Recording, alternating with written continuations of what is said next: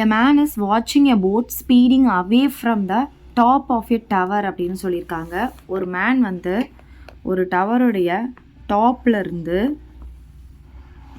Boat வந்து move ஆகுறத, அந்த டவர்லேருந்து move ஆகிட்டு போகிறத பார்க்குறாரு. ஸோ இந்த இடத்துல போட் இருக்குது அப்படின்னு எடுத்துக்கலாம். இது வந்து சி லெவல். அந்த மேன் வந்து இங்கே இருக்கிறாங்க. The boat makes an angle of depression of 60 degree. Angle of depression வந்து 60 degree சொல்லியிருக்காங்க. இந்த இடத்துல வந்து ஐசைட் வரைஞ்சிக்கோங்க. ஸோ இங்கே டிப்ரெஷன் சொன்னாவே நம்ம ஐசைட் கண்டிப்பாக வரையணும். அப்போ இந்த இடத்துல வந்து நமக்கு 60 டிகிரினா இது பேரலல் லைனாக இருக்கும் போது அல்டர்னேட் இன்டீரியர் ஆங்கிள் வந்து நமக்கு ஈக்குவலாக இருக்கும். அப்போ இது 60 டிகிரினா இதுவும் நமக்கு 60 டிகிரியாக இருக்கும். அதுக்கப்புறம் என்ன சொல்லியிருக்காங்க, with the man's high when at a distance of 200 meter from the டவர்னு சொல்லியிருக்காங்க. ஸோ இந்த டவர்லேருந்து இங்கேருந்து பார்க்குறாங்க இல்லையா, இந்த டிஸ்டன்ஸ் வந்து நமக்கு 200 மீட்டர் அப்படின்னு கொடுத்துருக்காங்க. After 10 seconds the angle of depression becomes 45 degree அப்படின்னு சொல்லியிருக்காங்க. 10 செகண்ட்ஸ்க்கு அப்புறமா ஆங்கிள் ஆஃப் டிப்ரெஷன் எவ்வளோ ஆகுதுன்னு பார்த்தீங்கன்னா 45 டிகிரியாக மாறுது. ஸோ இங்கேருந்து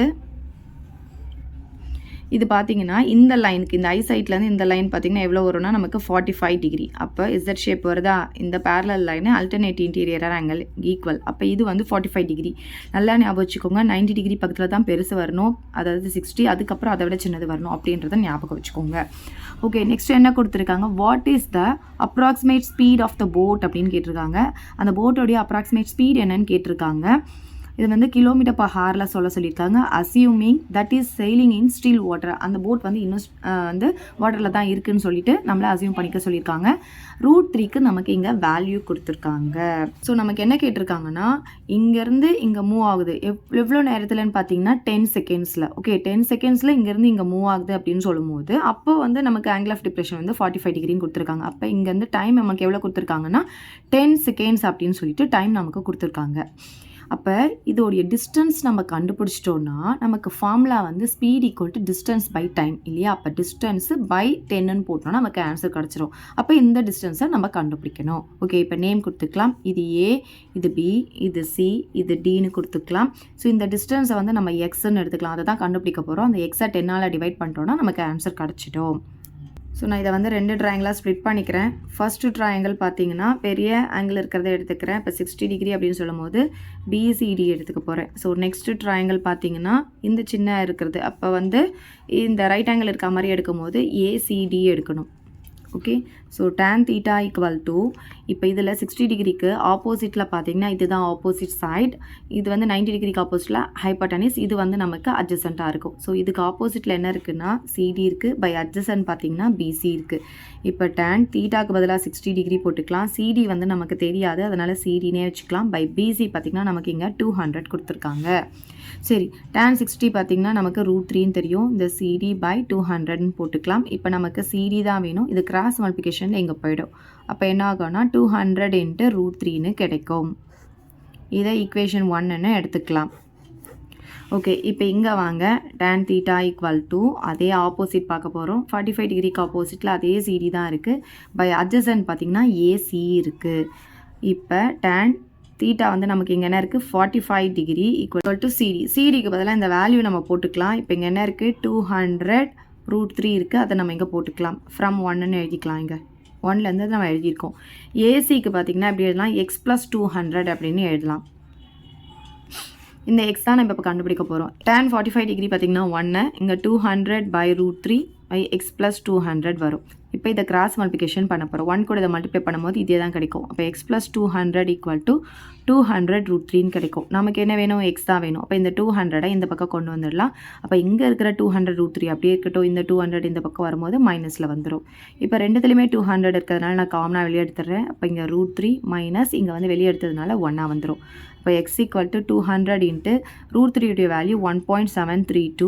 இந்த -1 போட்டுக்கலாம். இப்போ எக்ஸ் ஈக்குவல் டு 200 × இதிலேருந்து இதை மைனஸ் பண்ணும்போது நமக்கு என்ன கிடைக்கும்னா 0.732ன்னு கிடைக்கும். இப்போ இதை 200 கூட நம்ம மல்டிப்ளை பண்ண போகிறோம். இதை பாருங்கள், 0.732வை 200 கூட மல்டிப்ளை பண்ண போகிறோம். 2 0க்கு 2 0 ஃபஸ்ட்டு போட்டுக்கோங்க. 2 2s are 4, 3 2s are 6, அப்புறம் 14. எது நம்பர்த்தில் டாட் வைக்கணும், 3 நம்பர் 1 2 3 இந்த இடத்துல டாட் வரும். டாட்டுக்கு அப்புறம் லாஸ்ட்டில் ஜீரோஸ் இருந்தால் அதுக்கு வேல்யூ கிடையாது. அப்போ நமக்கு என்ன கிடைக்கிது, 146.4 மீட்டர் அப்படின்னு கிடைக்கிது. இப்போ நம்ம எக்ஸ் கண்டுபிடிச்சிட்டோம். நமக்கு என்ன வேணும்னா ஸ்பீடு தானே கேட்டிருந்தாங்க. அதுக்கு ஃபார்முலா வந்து டிஸ்டன்ஸ் பை டைம் இல்லையா? ஸோ டிஸ்டன்ஸ் தான் இப்போ நம்ம கண்டுபிடிச்சிருக்கோம். எவ்வளோ வந்திருக்குன்னா 146.4ன்னு கிடச்சிருக்கு. பை டைம் பார்த்திங்கன்னா 10 செகண்ட் அவங்கன்னு சொல்லியிருக்காங்க. இது வந்து மீட்டர், இது வந்து செகண்ட்ஸ்.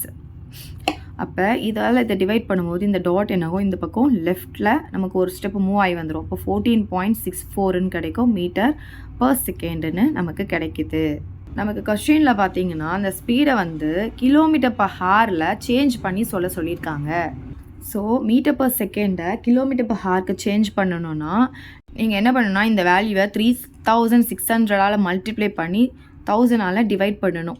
ஸோ இது நம்ம கேன்சல் பண்ணால் நமக்கு என்ன கிடைக்கும்னா இது வந்து 5 2s are 10, இது வந்து 18 டைம்ஸ். அப்போ 18/5 கிடைக்குது.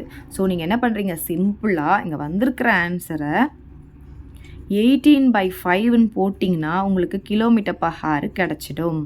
ஸோ அதை மறக்காதீங்க, மகப்படிச்சிக்கோங்க. 18/5 இல்லைன்னா 3600/1000 போட்டுட்டோம் நீங்கள் போடலாம். ஸோ இப்போ இதை வந்து இதெல்லாம் டிவைட் பண்ணிவிட்டு இதை நம்ம மல்டிப்ளை பண்ணிக்கலாம். ஸோ 14.64 நான் 5ஆல் டிவைட் பண்ணுறேன். இப்போ பார்த்தீங்கன்னா 2 டைம்ஸ் வந்து நமக்கு 10 வரும். இப்போ பேலன்ஸ் வந்து 4 வரும். இங்கே டாட் வச்சுக்கலாம், இந்த 6ஐ இறக்கிக்கலாம். இது எத்தனை டைம்ஸ் போட முடியும்னா 9 டைம்ஸ் நமக்கு 45 கிடைக்கும். இப்போ பேலன்ஸ் 1 வருமா, இந்த 4ஐ இறக்கிக்கலாம். 2 டைம்ஸ் போட்டால் நமக்கு 10 கிடைக்கும். இப்போ பேலன்ஸ் வரும் 4 வரும். இங்கே டாட் வச்சுருக்கனால நம்ம இங்கே 0 சேர்த்துக்கலாம். இது 8 டைம்ஸ் நமக்கு கிடைக்கும். அப்போ ஆன்சர் என்ன கிடைக்குதுன்னா 2.928ன்னு கிடைக்குதா?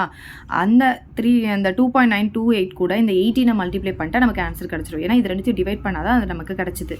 ஸோ இந்த 2.928 கூட 18 மல்டிப்ளை பண்ணிக்கலாம். 8 8s are 64, balance 6, 8 2s are 16, 16 + 6 வந்து 22, பேலன்ஸ் 2, பார்த்தீங்கன்னா 72, 74, பேலன்ஸ் 7, 8 2s are 16, 16 + 7 பார்த்தீங்கன்னா நமக்கு 23 கிடைக்கும். இப்போ 1 டேபிளில் மல்டிப்ளை பண்ணும்போது இந்த நம்பர் அப்படியே கிடச்சிரும். ஸோ ஆட் பண்ணால் 4, 10, பேலன்ஸ் 1, 5, 7, இங்கே 12, பேலன்ஸ் 1, 5. எத்தனை நம்பர் தள்ளி டாட் 1 2 3. ஸோ 1 2 3 இந்த இடத்துல டாட் வருது. அப்போ என்ன கிடைக்குதுன்னா 52.704ன்னு கிடைக்குது.